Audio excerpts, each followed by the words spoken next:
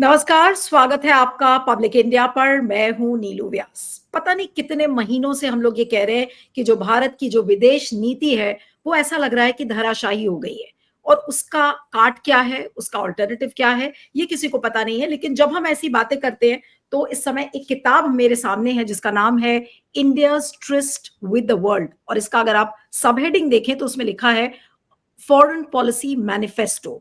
और ये किताब को एडिट किया है पूर्व केंद्रीय मंत्री और जो वरिष्ठ कांग्रेस नेता है सलमान खुर्शीद, जो आज हमारे साथ है। Mister Khurshid, thank you so much for joining and big big congratulations on a book like this. ये किताब हम लोगों के सीखने के लिए भी बहुत है, क्योंकि हम लोग इतने सारे डिस्कशंस करते रहते हैं। अब इसको भी पढ़ेंगे तो कुछ आइडिया लगेगा कि आखिर कौन से ऐसे नए पॉइंट्स हम उठा सकते हैं ताकि हमारे डिबेट्स और इंटरव्यूज में भी ऐसे कुछ नए पॉइंट्स आ जाएं। लेकिन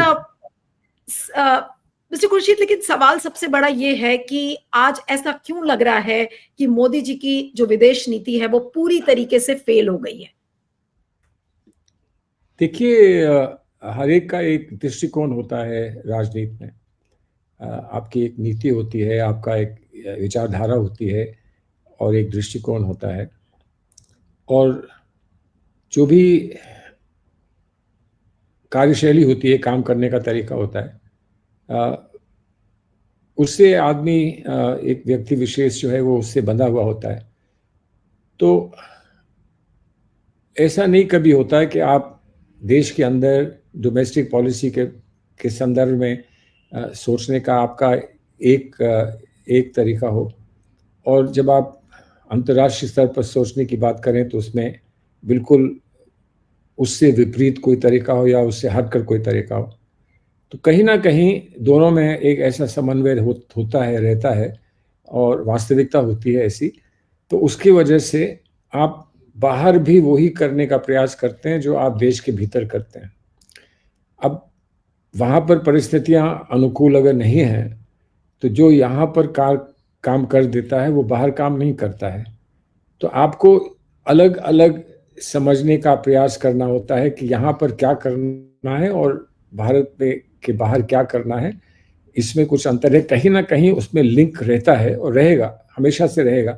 जब हमने अपने भारत की इंडिपेंडेंस के समय पर, भारत की स्वतंत्रता के समय पर जो गांधी जी की विचारधारा थी उस पर हमने चलने का जो प्रयास किया था, तो वो सिर्फ भारत के अंदर ही नहीं लेकिन भारत के बाहर भी नैम मूवमेंट का बहुत बड़ा हिस्सा जो था वो गांधी की विचारधारा से जुड़ा था। नॉन वायलेंस का जो सत्याग्रह का जो प्रभाव था वो भारत की विदेश नीति पर भी था। तो इसलिए जब यहाँ परिवर्तन आया तो बाहर भी परिवर्तन आया, और यहाँ जो परिवर्तन आया वो अभी तक, अगर ये मान के चलें कि वो अभी तक भारत के अंदर कामयाब है, और ये मानना पड़ेगा कि वो आज कामयाब है और उसका हम विरोध करते हैं लेकिन वो कामयाब है, तो क्या वो बाहर भी कामयाब होगा? बाहर की जो परिस्थितियां हैं वो देखते हुए ऐसा लगता नहीं कि ये भारत के बाहर कामयाब रहा है। हम जो भारत के बाहर कहने का प्रयास कर रहे हैं वो कामयाब नहीं रहा, चाहे वो अमेरिका का मामला हो या चीन का मामला हो या अंतर्राष्ट्रीय स्तर पे कोई और भी मामला हो, लेकिन वहाँ ये कामयाब नहीं रहा है। और उसका कारण यही है कि आप यहाँ का मॉडल, जो भी भारत के अंदर का मॉडल है, वो आप बाहर लागू करने का प्रयास करेंगे तो वो कामयाब हो भी सकता है और नहीं भी हो सकता है। सच्चाई ये है, सत्यता ये है कि वो कामयाब नहीं है, और उसका खामियाजा हमको भुगतना पड़ेगा या हमको भुगतना पड़ रहा है। कि मिस्टर खुर्शीद, अब मैं बात कर रही हूँ स्पेसिफिकली अमेरिका और चाइना के संदर्भ में। अमेरिका की बात पहले कर लेते हैं कि लगातार डोनाल्ड ट्रंप मोदी जी को नीचा दिखाने की कोशिश करते हैं, उनको ह्यूमिलिएट करते हैं ये बोलकर कि देखिए हमने मध्यस्थता की इसलिए ऑपरेशन सिंदूर रुका, और भारत और पाकिस्तान के बीच में जो भी कॉन्फ्लिक्ट हो रहा था वो मेरी वजह से रुका। हमारी देश की सरकार या मोदी जी एक बार भी खुलकर सच्चाई नहीं बता पाते, और हमेशा यही सुनाई पड़ता है कि नहीं, ऐसी तो कोई फोन कॉल हुई नहीं, हमारे बीच में ऐसी कोई बातचीत हुई नहीं। ये जो डिनायल मोड हो गया है कि हर चीज को डिनाई कर देना, जो भी डोनाल्ड ट्रंप कह रहे हैं उसको हम एक सिरे से खारिज कर देते हैं, लेकिन जो सच्चाई है वो हमें कभी नहीं पता चलती। ये कब तक चलता रहेगा ये सिलसिला, और इसका काट क्या है, इसका इसका प्रिस्क्रिप्शन क्या है? देखिए, सबसे सबसे बड़ी समस्या आज यही है हमारे देश में कि ये जो परंपरागत रूप से जब भी विदेश नीति की बात होती थी, जब हमारी सरकारें थी या फिर हमारी सरकारों से हटकर और भी जो उस समय की ऑपोजिशन रही थी उसकी सरकार आई थी, अटल बिहारी वाजपेयी जी की सरकार आई और सरकारें आई, चंद्रशेखर जी की सरकार आई, देवेगौड़ा जी की सरकार आई, तो उस समय एक व्यवस्था ये थी कि हम एक आम राय बनाकर आम सहमति से विदेश नीति किया करते थे और इक्का दुक्का कहीं पर कोई अंतर होता था विचारधारा का, लेकिन फिलिस्तीन को हो लेकर हो या इजराइल को लेकर रहा हो, लेकिन साधारणतः हर जगह पर हमारी एक ही हमारी मंशा होती थी, एक ही हमारी विचारधारा का प्रोजेक्शन होता था। वो अब खत्म हो गया है, वो समाप्त हो गया है। कंसेंसस, आम राय अब समाप्त हो गई है। अब भारतीय जनता पार्टी एक दिशा में जाना चाहती है और जा रही है। हम मानते हैं कि वो दिशा देश के लिए सही नहीं है, वो गलत है।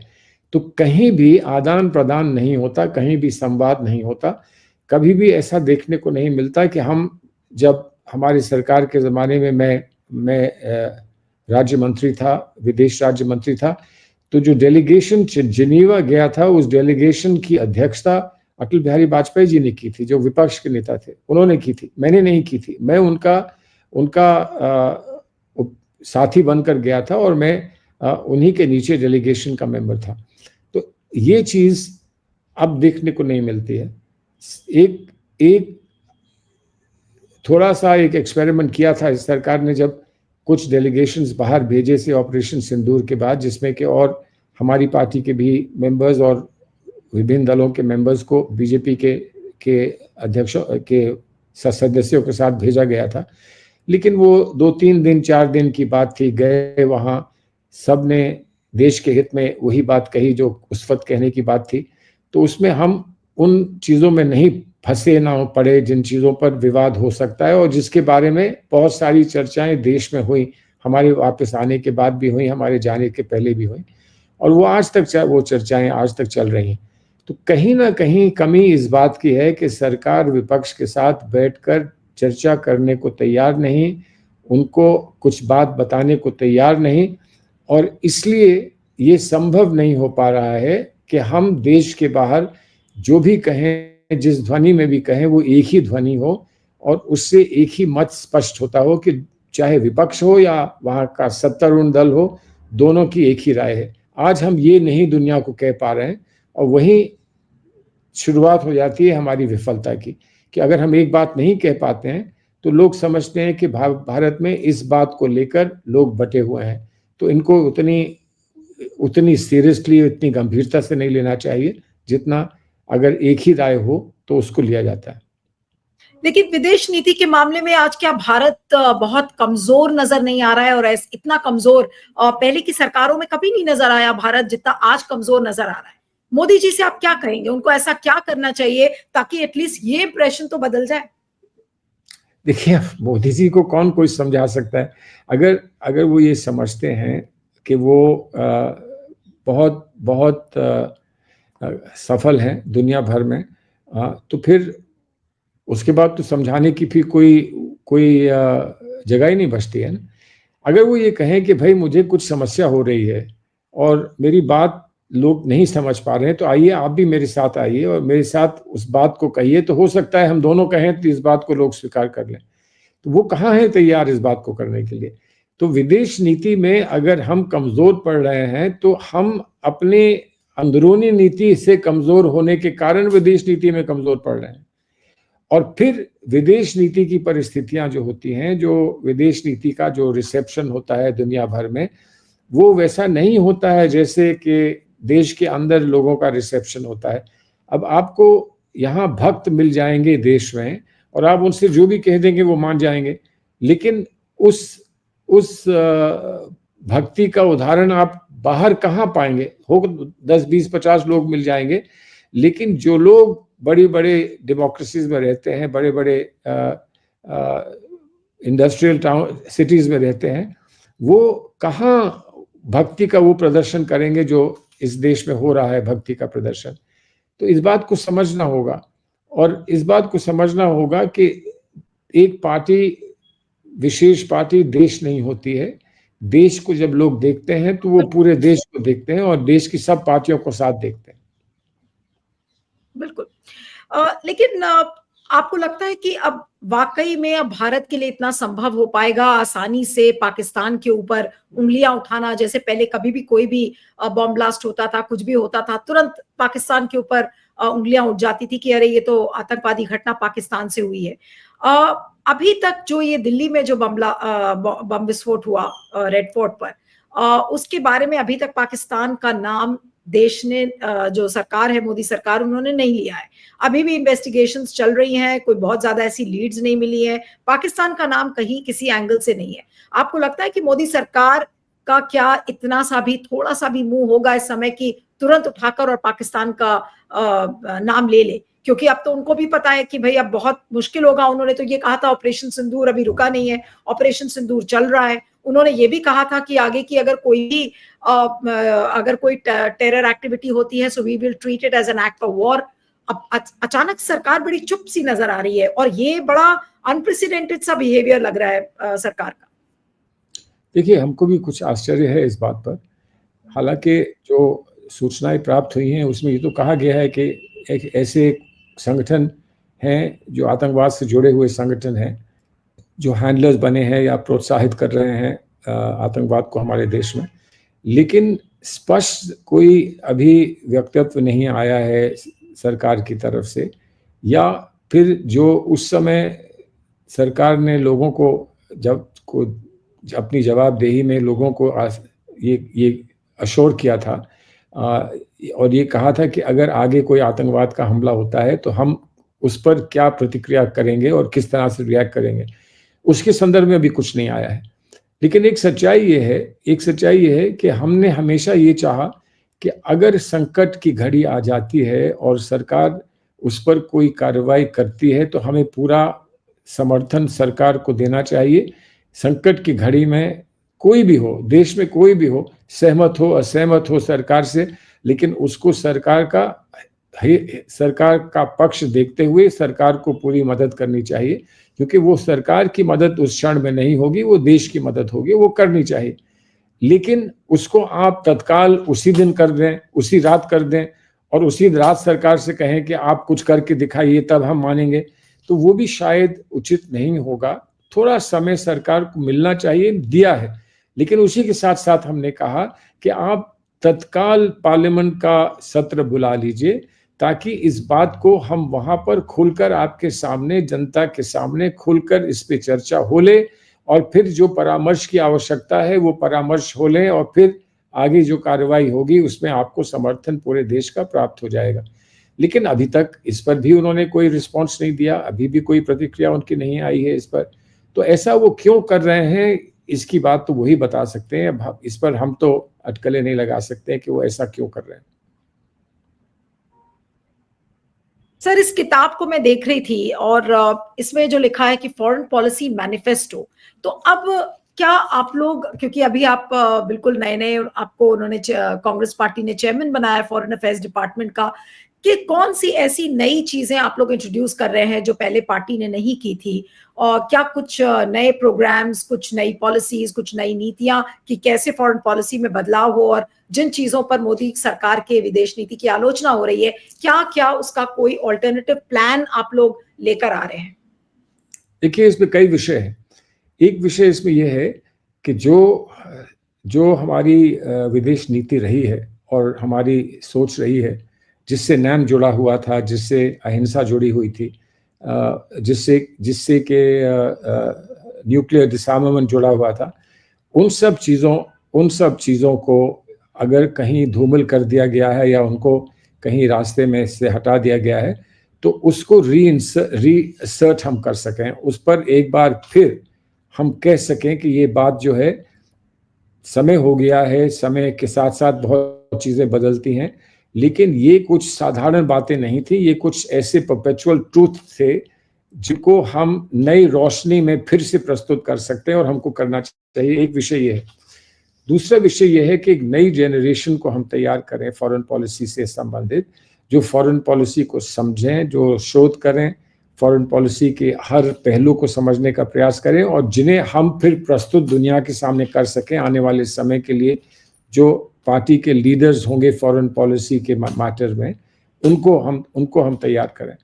और फिर जो इतना जो डोमेस्टिक पॉलिसी और फॉरेन पॉलिसी इतनी मिल गई हैं, आपस में मिला दी गई हैं, उसके संदर्भ में भी हम अपनी पार्टी के कार्यकर्ताओं को, अपने पार्टी के नेताओं को अच्छी तरह से ये सूचना दे सकें, उनको समझा सकें, उनको हम इस बात की शिक्षा दे सकें कि फॉरेन पॉलिसी का संदर्भ क्या है और आज उसका प्रभाव हमारे देश पर क्या है। जो आज टैरिफ्स का मामला है, टैरिफ्स कोई मामूली चीज नहीं है समझना। जिसको चोट लगेगी वो समझ जाएगा, लेकिन दूसरा व्यक्ति समझे और वो ये समझे कि इसके कितने दूर तक इसका प्रभाव पड़ेगा और आगे आने वाले समय में इसका कोई रास्ता निकलेगा कि नहीं निकलेगा, और अगर निकलेगा तो कैसे निकलेगा, ये सब समझाने की आवश्यकता है। चौथी बात यह है कि जो विश्व भर में प्लेटफॉर्म्स थे जिनके साथ हमारा अच्छा संबंध था, जैसे सोशलिस्ट इंटरनेशनल थी, वो पार्टियां जो सरकार में हो, सत्ता में हो या सत्ता में ना भी हो, वो पार्टियां जिनके साथ हमारे विशेष वैचारिक संबंध थे, उन पार्टियों के साथ हम सत्ता से हटने के बाद हम जब क्योंकि इस उलझन में पड़े रहे कि अब हमको कहाँ चुनाव लड़ना है, अब कहाँ चुनाव लड़ना है, उनके साथ कुछ संबंध हमारे फीके पड़ गए। तो उनको एक बार फिर सतर्क होकर वो हमको संपर्क करके और वो संबंध हमको फिर से सुनिश्चित करने हैं और सुरक्षित करने हैं। उसमें जो प्रोग्रेसिव अलायंस के बहुत सारी पार्टीज हैं, प्रोग्रेसिव अलायंस में 140-130 पार्टियां हैं, उनके साथ हमने पिछले वर्ष एक संपर्क बनाया और उनको हमने न्योता दिया और एक बहुत बड़ा भारत समिट करके, भारत सम्मेलन करके हमने उनको तेलंगाना बुलाया और वहाँ पर हमने उनसे एक नई वार्ता, एक नया उनसे चर्चा को आरंभ किया। उसमें राहुल गांधी जी भी आए थे, उन्होंने भी अपना आशीर्वाद दिया और उन्होंने भी कुछ संकेत दिए कि आने वाले समय में हम और कैसे आपस में मिलजुल के इस काम को आगे बढ़ाएंगे और विश्व भर में वो प्लेटफॉर्म्स क्रिएट करेंगे जो कि लिबरल आइडियोलॉजी को, जो उदारवाद की आइडियोलॉजी को आगे बढ़ा सकें। तो ये सारे काम करने हैं। एक दिन में सिर्फ 24 घंटे होते हैं, लेकिन सारे ही काम करने हैं और किसी ना किसी तरह से कोशिश की जाएगी कि ये सारे काम पूरे करें। लेकिन ज्यादातर जैसे बीजेपी अपने डायस्पोरा को बहुत ज्यादा इस्तेमाल करती है, बिल्कुल वेपन की तरह इस्तेमाल करती है हर चीज में, लेकिन उसी तरह जो कांग्रेस की सरकारें हैं वो अपने डायस्पोरा को स्ट्रैटेजिकली क्यों नहीं यूज कर पा रही हैं? क्योंकि जैसे हमने देखा था कि जब प्रधानमंत्री नरेंद्र मोदी मुख्यमंत्री थे तो वो किस तरीके से वाइब्रेंट समिट्स करते थे, इन्वेस्टमेंट आता था। ये चीजें कांग्रेस की सरकार भी कर सकती है ना, जहां जहां पर कांग्रेस सत्ता में है।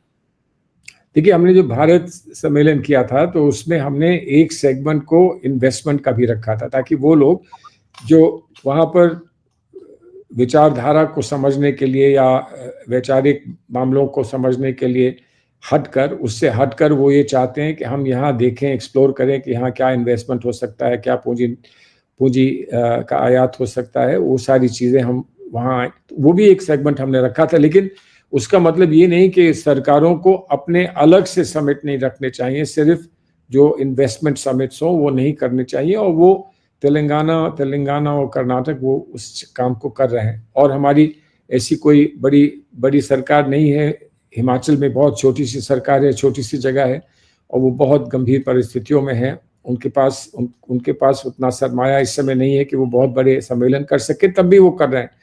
और इस चीज़ को भी हम कोशिश करेंगे कि इसको हम बढ़ावा दें, इसको हम प्रोत्साहित करें, इसको भी हम पूरी कोशिश करेंगे। लेकिन आपने डायस्पोरा का जो उल्लेख किया, डायस्पोरा एक बहुत बहुत प्रभावित क्षेत्र है हमारी फॉरेन पॉलिसी का, क्योंकि उनका जो हस्तक्षेप है, उनके अपने नए देशों की राजनीति पर उनका जो हस्तक्षेप है, उनका जो कंट्रोल है, उसका बड़ा महत्व है। और इसलिए डायस्पोरा के साथ संवाद शुरू करने के लिए हमने पिछले 2 साल में बहुत कुछ काम किया है। लेबर पार्टी की जो एनुअल मीटिंग होती है उसमें हमने जाना शुरू किया, वहाँ डायस्पोरा के साथ बात करी। राहुल गांधी जी जब भी विदेश जाते हैं तो उनका भी प्रयास यही रहता है कि डायस्पोरा, और उसमें डायस्पोरा में ख़ास तौर पे वो लोग जो नौजवान हैं, जो यूनिवर्सिटीज़ में हैं, जो वहाँ पर प्रोफेशनल्स हैं, उनसे वो चर्चा करें और उनके साथ संबंध बनाने की कोशिश करें। तो इसको भी बड़ा महत्व हम देंगे, लेकिन एक संकेत हम ज़रूर देना चाहते हैं कि डायस्पोरा से एक विशेष संबंध हम बनाना चाहते हैं और हमारे होने चाहिए। लेकिन हम डायस्पोरा का जो संबंध उनके नए घरों से है, यानी कि उनके नए देशों के साथ है, उससे हम उनको अलग नहीं कर सकते हैं।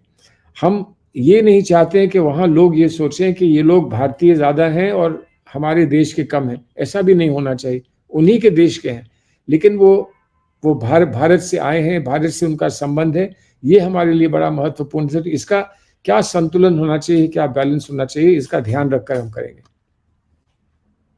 मिस्टर खुर्शीद, एक चीज और भी है, जहां जब फॉरेन पॉलिसी की हम बात करते हैं तो मनीष तिवारी, जयराम रमेश, शशि थरूर, ये लोग सब डिफरेंट डिफरेंट टोन्स में बात करते हैं। तो कहीं ऐसा तो नहीं है कि पार्टी यहाँ पर गड़बड़ कर रही है? क्योंकि फॉरेन पॉलिसी एक ऐसा इशू हो जाता है जहां पर एक ही सुर में, एक ही आवाज में सभी नेताओं को पार्टी के बोलना चाहिए, लेकिन कांग्रेस के ये नेता सब अलग अलग टोन्स में बात करते हैं। बिल्कुल, आपने बहुत अच्छा इस बात का अच्छा संकेत दिया है। अभी क्या था कि हमारी फॉरेन पॉलिसी की जो टीम थी वो एक कॉम्पैक्ट टीम नहीं थी। अब हम बनाने की कोशिश कर रहे हैं, जैसे मैंने आपको अभी समझाया, बताया। तो एक कॉम्पैक्ट टीम बनाने की कोशिश कर रहे हैं। बहुत सारी चीज़ें, और जो फॉरेन पॉलिसी के मामले हैं और जो भी देश में और विदेश में हो रहा है, वो इतनी तेज़ी से होता है, और आपकी जो सोशल मीडिया है वो तत्काल कोई आपसे रिएक्शन और रिस्पॉन्स चाहती है, प्रतिक्रिया चाहती है, और उसमें कोई जो समझ में आता है वो कह दिया जाता है। लेकिन हम इस कोशिश में हैं कि हम लोग एक ऐसा सिस्टम बना लें कि हमारी लीडरशिप की तरफ से, जो हमारी टॉप लीडरशिप है, उसकी तरफ से वो संकेत समय समय पर जाएं कि हमें क्या कहना है और इस पर हमको किस दिशा में जाना है, ताकि फिर उसी बात को हम लोग सब कहें और हम लोग सब दोहराएं। तो उससे फिर कोई कंफ्यूजन की गुंजाइश नहीं पैदा होगी। लेकिन सच्ची बात यह है कि हम लोगों ने अभी डोमेस्टिक पॉलिटिक्स पे इतना कंसंट्रेट किया है, इतनी हमने कंसंट्रेट करते हुए डोमेस्टिक पॉलिसी को प्राथमिकता दी है कि इंटरनेशनल पॉलिसी में हम उतना काम नहीं कर पाए पिछले 2-3 वर्षों में जितना हमें करना चाहिए था। अब वो होगा, और मुझे लगता है कि, और उम्मीद है कि आपको फिर ये शिकायत नहीं होगी आगे। सर, अगर मैं आपसे बिहार के चुनाव के बारे में बात इस समय ना करूं और जो नतीजे आए हैं तो थोड़ा सा बेमानी हो जाएगा, और इसीलिए पहला सवाल यही है कि बिहार में कांग्रेस का एक कंप्लीट वाइप आउट दिखा। और कल जो खरगे जी के साथ रिव्यू मीटिंग थी, जिसमें केसी वेणुगोपाल, अजय माकन, पवन खेड़ा, ये लोग सब थे, तो केसी वेणुगोपाल जी निकल कर आए बाहर और उन्होंने कहा कि अभी हम हफ्ते या 10 दिन में हम रिपोर्ट देंगे, क्या हुआ, कैसे हुआ। और वोट चोरी की भी उन्होंने बात किया कि देखिए जो चुनावी पूरी प्रक्रिया थी वो गड़बड़ थी। अब ये मंथन कितना समय लगेगा, क्योंकि एक तरफ बीजेपी की चुनावी मशीन है जो कि अगले दिन से ही जुट जाती है अगले चुनाव में। जैसे प्रधानमंत्री ने कहा कि बिहार से जो गंगा का पानी है वो पश्चिम बंगाल को जाएगा। पूरी बीजेपी की सेना अब तैयार हो गई है पश्चिम बंगाल में फोकस करने के लिए। यहाँ पर कांग्रेस के अंदर अभी मंथन ही चल रहा है, वो मंथन कितने दिन चलेगा अभी ये पता नहीं है। तो एक फीलिंग होती है कि बड़ा स्लो एंड बहुत ही स्लगिश प्रोसेस है कांग्रेस में, और जो तेजी दिखानी चाहिए बीजेपी ऐसे शत्रु के सामने, वो स्पीड और स्केल कांग्रेस के पास नहीं है।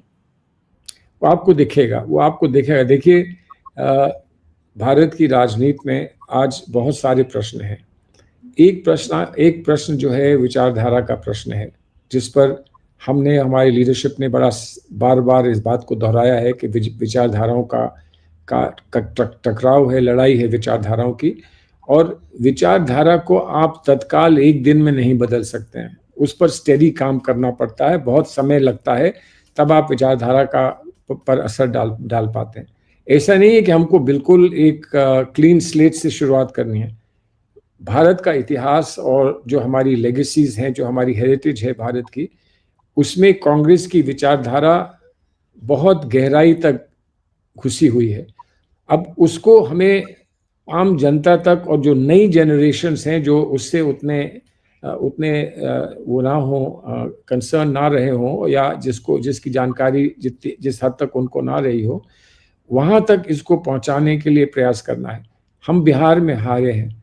हम में से बहुत सारे लोग जो बिहार को समझते हैं, जानते हैं और बिहार के इलेक्शन को देखा, हम जानते हैं कि कहाँ कहाँ क्या क्या हमारी कमी रह गई है और उस कमी को हम दूर कर सकते हैं और हम कर लेंगे, ये हमारा विश्वास है।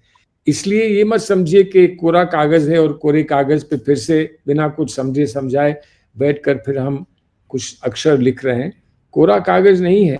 हम जानते हैं कहाँ कहाँ पर हमसे कमी रही है और उसको कैसे दूर करना है।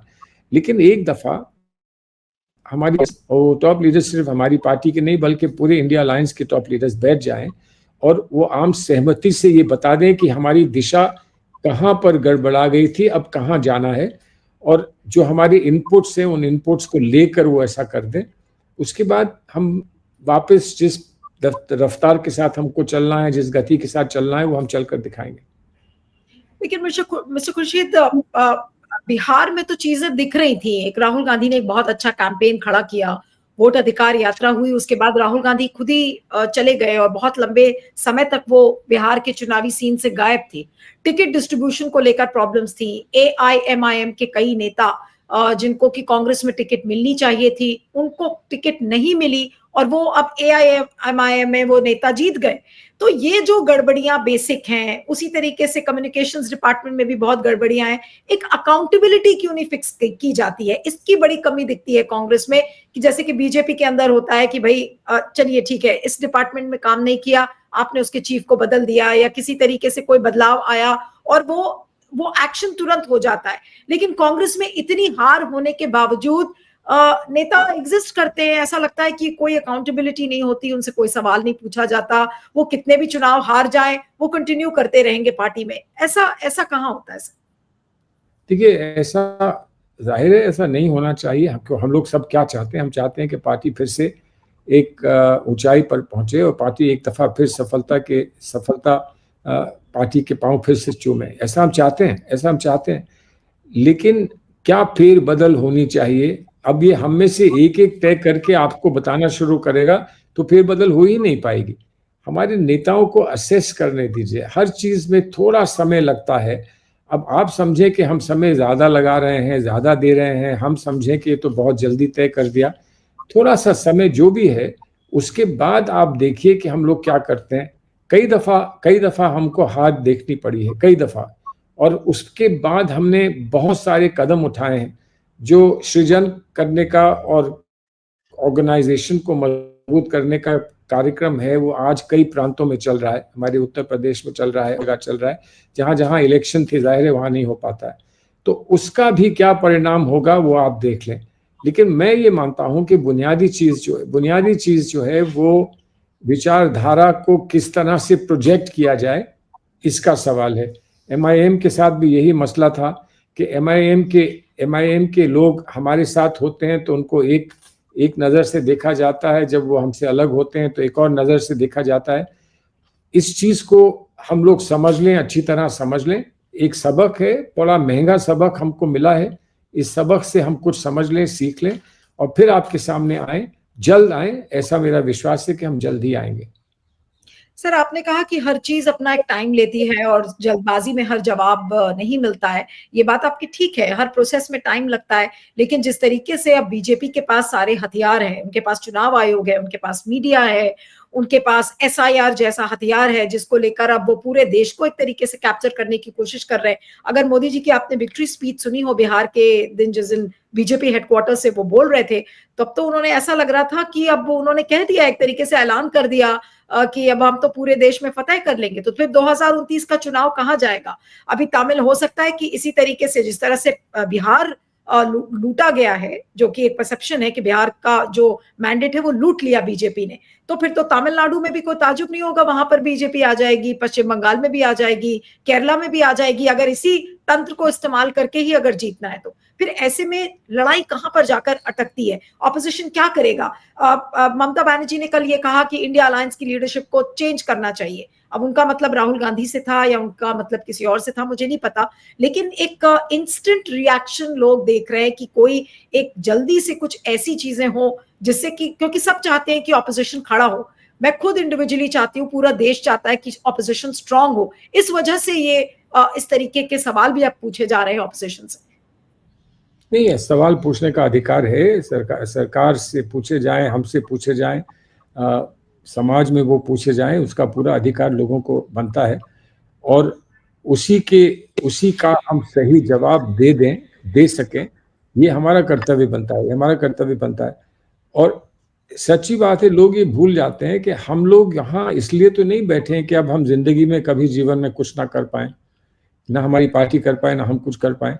अगर किसी को इस बात की चिंता होगी तो सबसे पहले तो हमको चिंता होगी ना कि हमको अपने जीवन कुछ तो करना है, कि हम जाते जाते कुछ करके जाएं ताकि लोग ये कह सकें कि इन्होंने भी कुछ किया था। यही नहीं कि बस बैठे रहे और टेलीविजन में अपने जवाब देते रहे। तो हमको भी इसकी चिंता है और चिंता हमसे ज्यादा हमारे नेताओं को चिंता है। लेकिन इतना समय जरूर दीजिए कि इतनी बड़ी दुर्घटना है, इसको दुर्घटना से कम नहीं हम कहेंगे। तो इसमें क्या हुआ, और सच्ची बात है कि जो कुछ हमने इल्जाम लगाए हैं, जो भी हमने आरोप लगाए हैं, इलेक्शन कमीशन पे लगाए हैं और संस्थाओं पे लगाए हैं, उनको सिद्ध करने दीजिए। आसान नहीं है सिद्ध करना। सुप्रीम कोर्ट के सामने मामले भी हैं, अभी सुप्रीम कोर्ट ने फैसला नहीं किया है, सुप्रीम कोर्ट ने हस्तक्षेप किया लेकिन अभी निर्णय नहीं दिया है। तो सब होने दीजिए और फिर एक जगह से जो सबक मिलता है उसको दूसरी जगह लागू करने दीजिए, तो होगा सब। सच्ची बात यह है कि जनता ये सोच रही होगी कि कब ये लोग अपना एक्ट ठीक कर लेंगे ताकि फिर हम को कुछ ना करना पड़े। हम नहीं कर पाएंगे तो जनता करेगी, लेकिन कोई ना कोई तो करेगा।